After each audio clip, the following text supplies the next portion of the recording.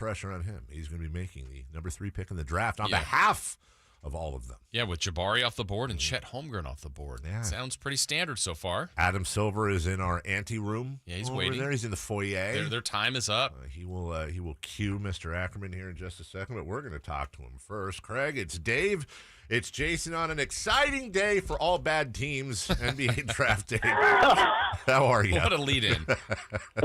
Good morning. I'm doing well. How about yourselves?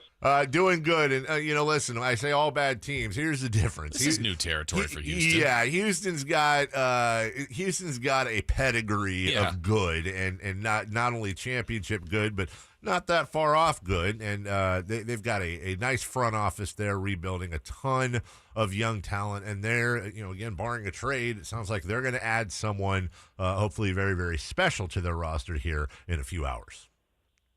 Yes, and obviously with, 2 years ago with the drama with James Harden and the ultimate trade, and then that season was more transitional than it was anything. They're coming off their first true season of this rebuild going into year number 2. There is a lot to be excited about here with this team and the young talent that they have, and they'll add another piece and or pieces to that foundation this season. Obviously, at this point, they're still very much in the talent accumulation phase of the rebuild, but again, they have a lot of really young, exciting players, and you're right. I mean, the Rockets for basically 25 years have won as many games, particularly in the regular season, as any team in the league, save maybe San Antonio over the course of the last 2.5 decades. They got very close a couple of times when James Harden was here for 8 seasons, obviously losing twice in the Western Conference Finals to the Golden State Warriors, but this is different. This is new, and I'll be honest, it's turned into be pretty exciting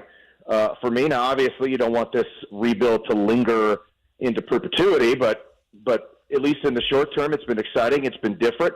I really enjoyed particularly the second half of last season. Again, a lot of young players to be excited about, and I'm ready to go for this upcoming season and obviously for tonight's draft. So, Craig, before there's been a couple things that have happened Rockets-wise before that. We've seen the Christian Wood trade and then John Wall opting in, which I think everybody thought. But let's kind of go on each of those, the thought process and how the Rockets will go forward with the Christian Wood deal, and then John Wall, how they'll utilize him.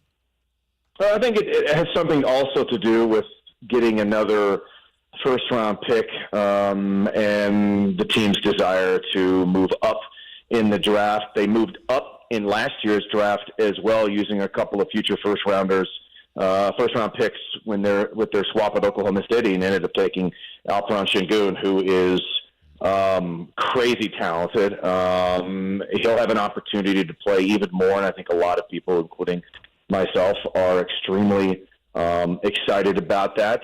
This team has a core group of players, which are basically 21 and younger. And so there's a timeline that they're sticking to, that they're being very disciplined about. Again, whoever they select here at the top of this particular draft will fall right in line with that particular timeline. And so that's basically what it's been about and will continue to be about for this team. We talked to the voice of the Rockets, Craig Ackerman. Craig, there was a lot of talk about Christian Wood and Dallas, and boy, that was, he's so talented, but also in the last year of his game. He is really talented.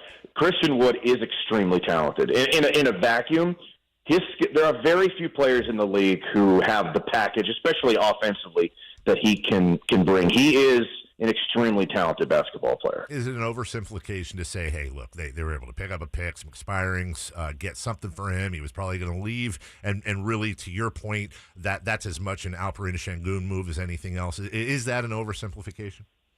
No, I don't think so. And I think from Dallas's perspective, again, extremely talented player. It's something, when especially, you don't see too many one-sided trades anymore in the league. I think the vast majority of front offices in the NBA, and due in large part to advanced metrics and all the variety of information that they have at their fingertips and their disposal these days, you don't see a whole lot of lopsided one-sided trades. And so I think it's something that'll benefit both teams. Again, I think he's an extremely talented basketball player, but for the reasons that I just illustrated, timeline, group, age, opening up playing time for Alperen Şengün and the player that ultimately gets selected here at number 3 in the draft. is important. It'll be, look, they're still early in this rebuild, as I mentioned. It'll be just year number 2.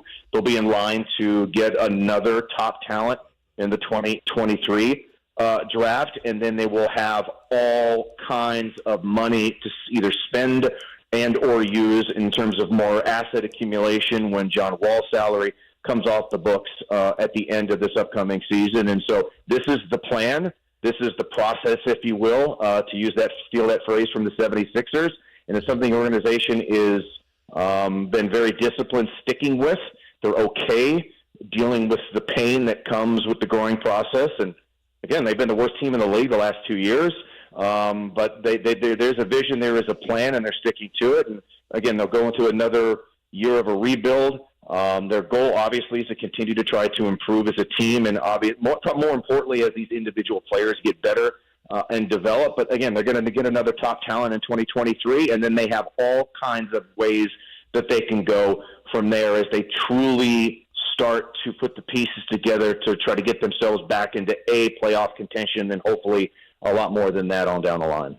All right, Craig. Well, the time is here. Orlando in our live mock draft went with Jabari Smith. OKC went with Chet Holmgren. So Houston is up. We are putting you and the Rockets on the clock. Let's cue up Adam Silver. With the 3rd pick, the Houston Rockets select. Who would be your pick there at number 3? Oh, I didn't. Okay, I'm sorry. I didn't even hear Adam Silver. Oh, sorry about that.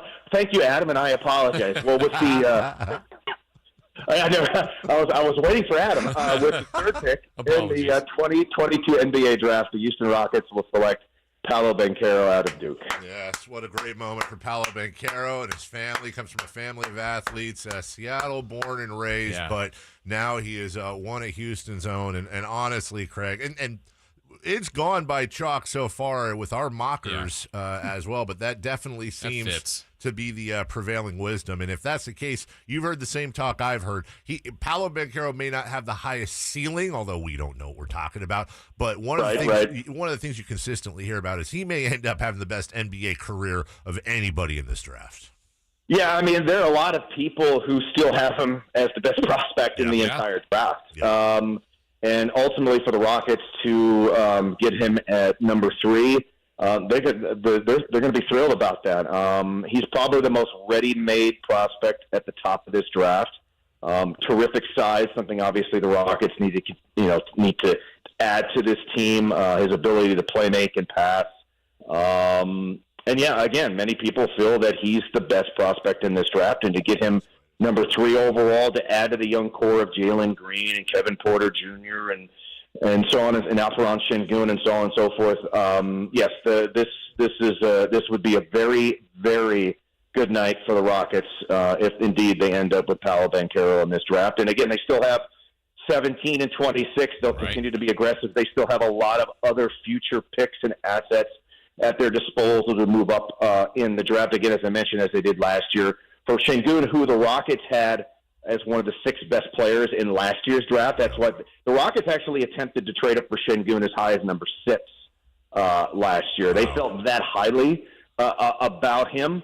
And look, I'm not exactly sure who they ultimately have number 1 on their board. I'm sure they would be thrilled to get any of the top 3 guys in this draft. But I think for where this team is at and where they're selecting for Banchero to still be there at 3, they're doing cartwheels in the front office. Jalen Green, Alperen Şengün, and Paolo Banchero. That's nice. And by the way, don't sleep on this. Is just me here, but Usman Garuba was hurt last year, and I really liked him pre-draft. He was. Yeah.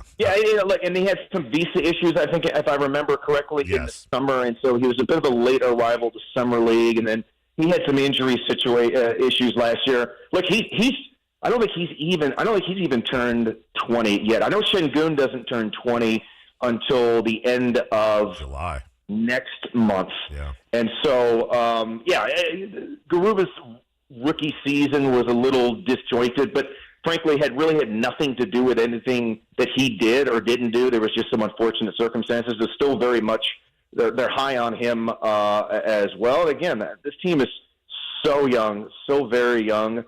They do believe in their talent, and again, it's still about the growth and development of these young players. As I mentioned earlier, most likely they'll have another top pick in 2023, and then they can really sort of hit the road running with their resources, the money they have available to spend, and again, another year into this rebuild. So again, despite the fact that this team had to take a pretty mighty step back from where they had been under James Harden for those 8+ seasons, a lot of people here are excited about the future. The voice of the Rockets, Craig Ackerman. Craig, we appreciate you. Good luck next year. Good luck today. Thank you. Thank you so much. I appreciate you having me on. Thank you.